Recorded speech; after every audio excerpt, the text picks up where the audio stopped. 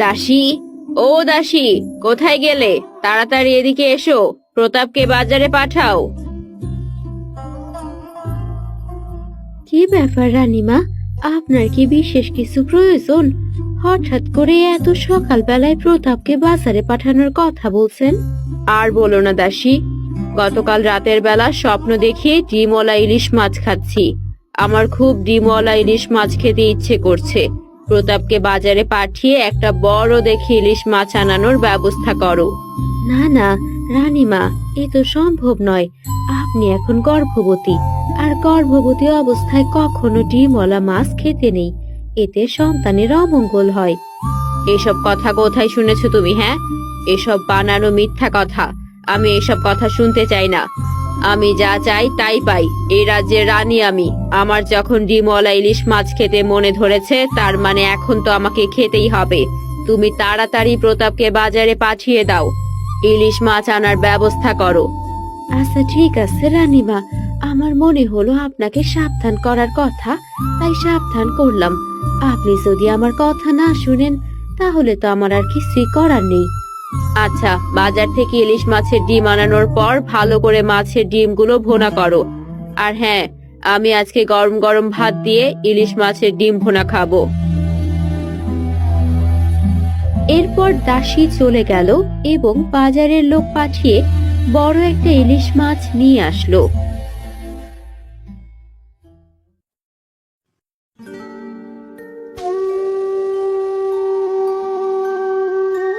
রাজামশাই, ও রাজামশাই, আপনার জন্য বড় একটা দুঃসংবাদ রয়েছে। আপনার স্ত্রীর কন্যা সন্তান হয়েছে। আমার স্ত্রীর সন্তান হয়েছে, এ তো অনেক ভালো খবর, আমার জীবনের শ্রেষ্ঠ খবর। আপনি তাকে কেন দুঃসংবাদ বলছেন বলুন তো? রাজামশাই, আপনার স্ত্রী যে সন্তান প্রসব করেছে, সেটি কোনো সাধারণ সন্তান নয়, সেটি একটি জলপরী। জলপরী মানে? আমি তো কিছুই বুঝতে পারছি না। আমার সন্তান কেন জলপরী হতে যাবে? অভিশাপ, সব কিছুই হয়েছে অভিশাপের ফল।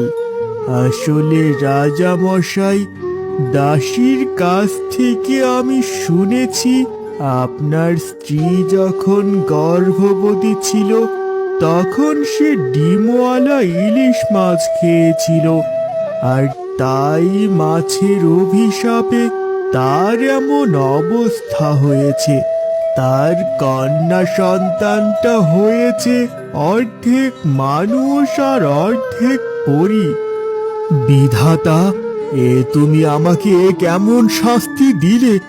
আজকে আমার স্ত্রীর এই একটা ভুলের জন্যই আমার সন্তান পরী হিসেবে পৃথিবীতে এসেছে। আপনি আর দেরি না করে পুরোহিত মশাইয়ের কাছে যান। তিনি নিশ্চয়ই এর কোনো একটা সমাধান বের করবেন। আপনি ঠিকই বলেছেন কবিরাজ মশাই, দেরি করলে চলবে না। এখনই আমার স্ত্রীকে নিয়ে পুরোহিতের কাছে যাব। তিনি নিশ্চয়ই কোনো একটা সমাধান বের করে দেবে। আর এক মুহূর্ত দেরি করলে চলবে না, এখনই এর একটা সমাধান বের করতে হবে। এত বড় একটা ভুল করা উচিত হয়নি রানীমা। তাছাড়া আপনার দাসী তো আপনাকে সাবধান করেছিল। কেন যে আপনি ইলিশ মাছের ডিম খেতে গেলেন? রাজপুরোহিত, মানুষ মাত্রই তো ভুল করে। আমি অনেক বড় একটা ভুল করেছি। এবার আপনি একটা উপায় বের করুন, যেভাবে হোক আমার সন্তানকে বাঁচান। ব্যাপারটা এত সহজ হবে না। আপনার সন্তানকে বাঁচাতে গেলে আপনাকে 10 বছর অপেক্ষা করতে হবে, আর ওকে এখনই একটা নদীতে ছেড়ে আসতে হবে, আর সাথে দিতে হবে অনেক গুপ্তধন। যখন ও কোনো ভালো একটা মানুষের ভালোবাসা পাবে, তখন সে মানব রূপে পৃথিবীতে আসবে। আপনি কি বলছেন? নিজের সন্তানকে আমি কি করে ফেলে দেব? এ সম্ভব নয়। আপনি অন্য একটা উপায় বের করুন দয়া করে। আপনার কাছে আর অন্য কোনো উপায় নেই রাজা। এই পৃথিবীতে ও ভালো থাকবে না। যখন সে সম্পূর্ণভাবে মানুষে রূপান্তরিত হবে, কেবল তখনই সে ভালো থাকবে।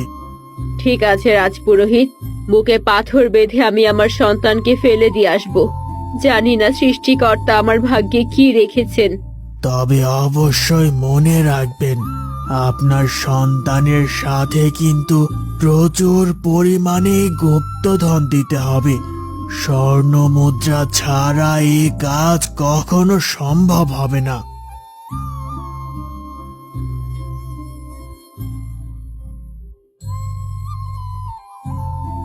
5 বছর পর রাজা রানী নদীর পাড়ে যায়। চিত্রলেখা, মা কোথায় তুই? একবার নদী থেকে ওপরে আয়, তোর বাবা মা তোর সাথে দেখা করতে এসেছে। তোমরা কেন এসেছো এখানে? তোমাদেরকে কতবার বারণ করেছি আমার কাছে আর আসবে না। আমি কখনোই মানুষ হতে পারবো না। একজন পরীর জন্য তোমরা শুধু শুধু অপেক্ষা করো না বাবা। মারে, আর কয়েকটা দিন, এরপর তোর অভিশাপ কেটে যাবে আর তুই মানুষ হয়ে পৃথিবীতে ফিরে আসবি। তুই কি বুঝতে পারছিস না আমরা তোর জন্য কত কষ্ট পাচ্ছি? সবকিছু থাকতেও আমাদের পৃথিবী অন্ধকার হয়ে গেছে। আমাদের মেয়েকে এই নদীতে ছেড়ে দিতে হয়েছে।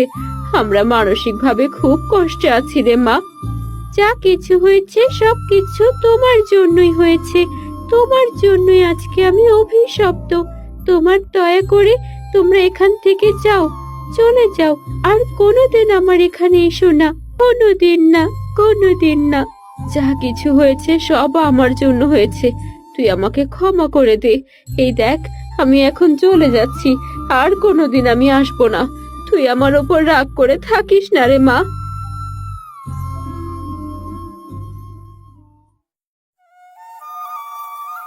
রাজকুমার আলী নদীর ধারে বসে বাঁশি বাজাচ্ছিল।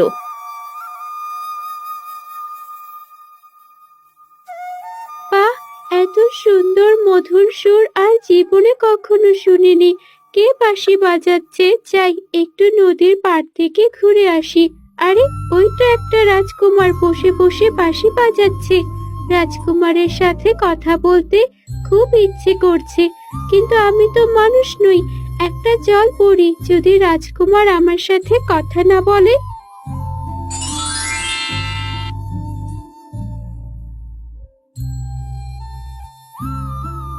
ভালোই লাগছে না, কিছুই ভালো লাগছে না।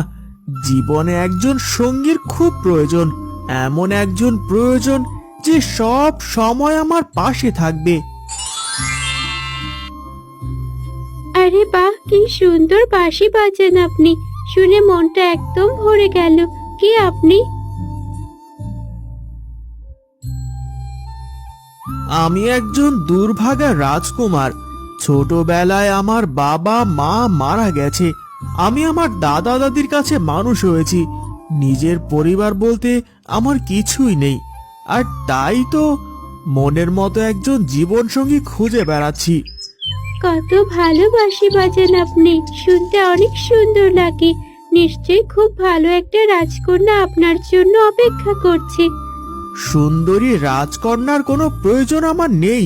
আমি একজন ভালো মনের মানুষ চাই, যে সব সময় আমার পাশে থাকবে, আমাকে ভালোবাসবে। সৃষ্টিকর্তার কাছে আপনার জন্য প্রার্থনা করি, সৃষ্টিকর্তা যেন আপনার মনের ইচ্ছা পূরণ করেন। আপনার ব্যাপারে তো কিছুই জানতে পারলাম না, দয়া করে সব খুলে বলুন। আমি এক দুর্ভাগা রাজকন্যা, অভিশপ্ত হয়ে এখানে জলপরী হিসেবে পড়ে আছি। আমার সাথে রয়েছে অনেক গুপ্তধন, কিন্তু আমার জীবনে কোনো সুখ নেই। এক মাছের অভিশাপে আমি অর্ধেক মানুষ আর অর্ধেক পরী হয়ে জন্ম নিয়েছি। আপনি চাইলে আমি আপনার সমস্ত দুঃখ দূর করতে পারি। আপনার যদি কোনো আপত্তি না থাকে, তাহলে আমি আপনাকে বিয়ে করতে চাই। এ কি করে সম্ভব? কি করে আপনি আমাকে বিয়ে করবেন? আমি তো অভিশপ্ত রাজকন্যা। আমাকে বিয়ে করলে আপনার জীবনটা একেবারেই নষ্ট হয়ে যাবে। এসব কি বলছেন আপনি? এমনও তো হতে পারে আমাদের বিয়ের পর সবকিছু ঠিক হয়ে গেল। আমি আর এক মুহূর্ত অপেক্ষা করতে চাই না। আপনার বাবা মার সাথে দেখা করতে চাই। দয়া করে তাদের কাছে আপনি আমাকে নিয়ে চলুন। রাজকুমার এবং চিত্রলেখা তার বাবা মায়ের কাছে গেল। কে তুমি রাজকুমার? আমার মেয়ের সাথে কোথা থেকে এসেছো? আমি উদয়গড় রাজ্যের জমিদার পুত্র। আমার নাম আলী। আমি একদিন নদীর ধারে বসেছিলাম, আর তখনই আপনার মেয়ের সাথে আমার পরিচয় হয়েছে। ওকে আমার অনেক পছন্দ হয়েছে। যদি আপনার আপত্তি না থাকে তাহলে তাকে আমি বিয়ে করতে চাই। সত্যি? তুমি আমার মেয়েকে বিয়ে করতে চাও? কিন্তু আমার মেয়ে তো সম্পূর্ণ মানুষ নয়, অর্ধেক জলপরি আর অর্ধেক মানুষ। হ্যাঁ রাজামশাই, আমি সবকিছুই জানি। আমি সবকিছু জেনে শুনেই আপনার মেয়েকে বিয়ে করতে রাজি হয়েছি। দয়া করে এই বিয়েতে আর আপত্তি করবেন না। যত তাড়াতাড়ি সম্ভব আমি ওকে বিয়ে করতে চাই, আর আমার রাজ্যে নিয়ে যেতে চাই। কে কোথায় আছো? দেখো দেখো, এক রাজপুত্র আমার মেয়েকে নিতে এসেছে। এখন আমার মেয়ের সমস্ত অভিশাপ কেটে যাবে। আমার মেয়ে আবার সুস্থ স্বাভাবিক মানুষের মতো ঘর সংসার করবে। তাহলে আমার মেয়ের বিয়ের ব্যবস্থা করো। আমি একদিন বলেছিলাম না, সমস্ত অভিশাপ কেটে যাবে তোর, তুই আবার ভালো হয়ে উঠবি। তোমাদের আশীর্বাদে আমি রাজকুমারের মতো একজন ভালো মানুষ খুঁজে পেয়েছি। আর মা, তুমি আমাকে ক্ষমা করে দাও। যখন তুমি আমার সাথে দেখা করতে যেতে আমি তোমার সাথে অনেক দুর্ব্যবহার করতাম। মায়ের কাছে সন্তানের কোনো অপরাধ হয় না। আমার বুকে আয়, তোকে একটু জড়িয়ে ধরি। আমি অনেক বড় আয়োজন করে আমার একমাত্র মেয়ের বিয়ে দেব। এ রাজ্যের সবাই দেখবে রাজার একমাত্র মেয়েকে কত ধুমধাম করে বিয়ে দিচ্ছে। ধুমধাম করে তাদের বিয়ে হলো। রাজকুমার দেখো, আমি একদম ঠিক হয়ে গেছি। আমার শরীরে আর কোনো পরীর চিহ্ন নেই। তোমার ভালোবাসার জোরে আজ আমি সম্পূর্ণ মানবীতে পরিণত হয়েছি। তাই তো দেখতে পাচ্ছি, বিধাতা আমাদের দিকে মুখ তুলে তাকিয়েছে। আগামীকাল আমি তোমাকে নিয়ে আমাদের রাজ্যে রওনা হব, আর সারা জীবন সুখ শান্তিতে বসবাস করব। কখনো ভাবতে পারিনি আমার জীবনে এরকম একটা সুখের দিন আসবে। আমি কখনোই ভাবিনি কেউ আমাকে ভালোবেসে এমন অবস্থাতেই বিয়ে করবে। এসব কথা আর কখনোই বলবে না। আমি তোমাকে মন থেকে মেনে নিয়েছি, আর তুমি আমার জীবনে এসেছো। আমরা আর কোনো কালো অভিশাপ কখনোই আসতে দেব না।